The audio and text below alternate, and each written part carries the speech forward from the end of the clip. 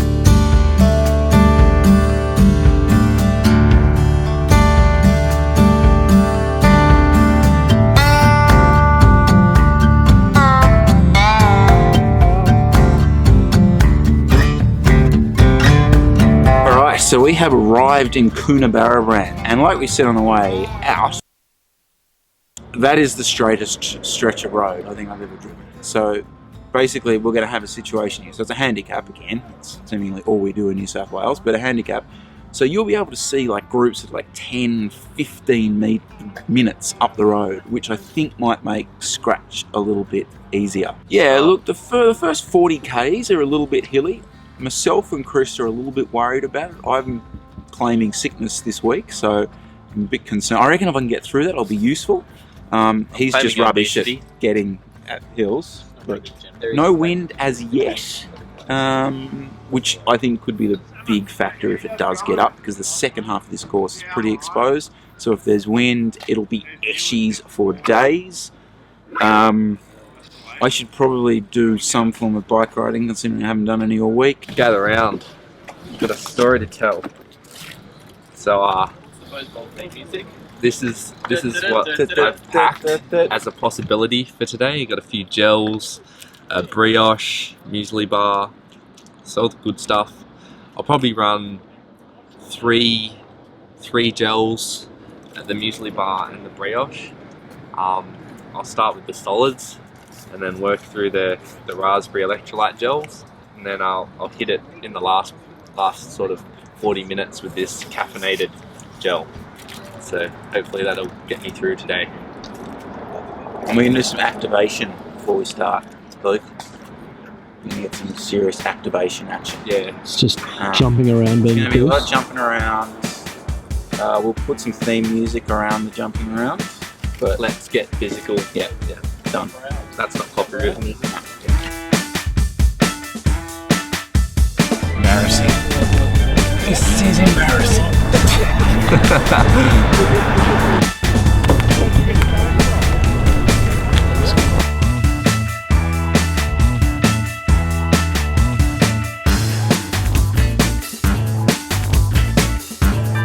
Don't want to give too much away, but we've got a few sprinters here, so we'll see.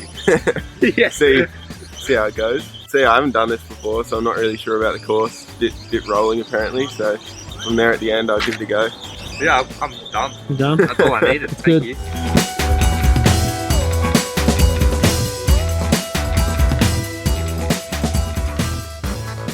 you. So I've genuinely been sick all week, so I had no idea how my legs are gonna hold up to this. I'm actually really nervous.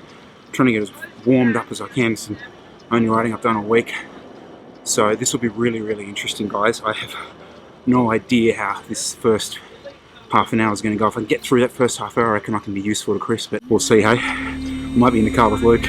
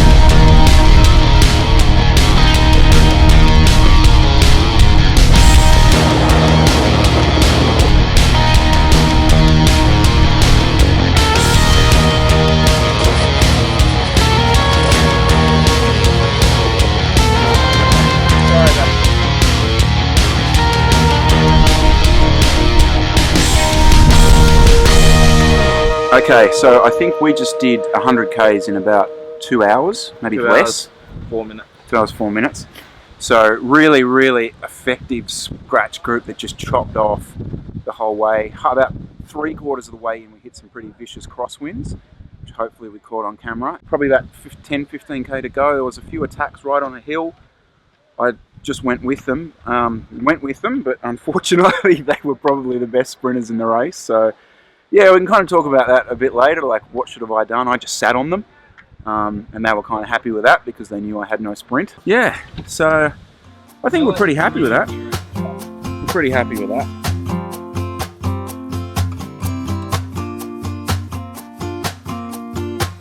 So, there you go, $500, kids. Pays to go rural and regional. Jeez, that can be taken out of context.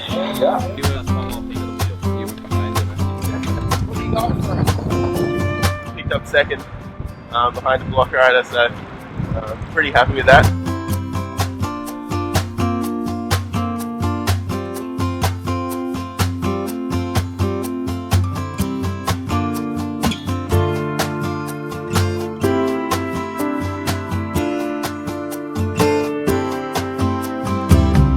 When we came into the open, everyone sort of was assessing where the wind was coming from. It was coming from left to right. The race got put into the right gutter, so you were rolling over to the left.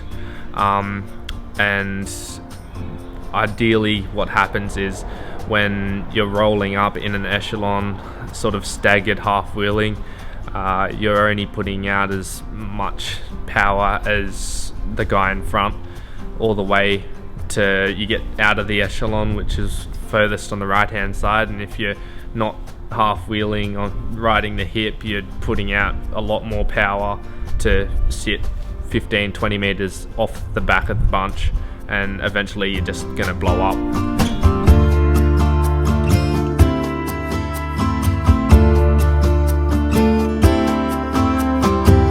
What ended up happening is I got in a little split that occurred with, I'm going to say 10 Ks to go, right? The only thing was that the people in the split were possibly the best other 5 sprinters in the race. I basically sat at the back and said, lads, I'm not working with this bunch. Something I don't think I've ever done before, and I found it quite difficult, but it was purely based on the fact that in that group, there was no point me driving that to the finish line because I ain't going to win from that group.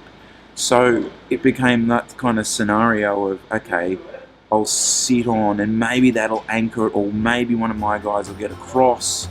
In the end, the split came out, the actual split survived, and came 5th, but it kind of was that dynamic playing out on the road, which was really bizarre from my perspective. So I've been trying to think and chat to the guys about maybe different ways I could have handled it, but I think given that course, given that finish, we'd take 5th place and the cash that's in there and move on and try and win tomorrow.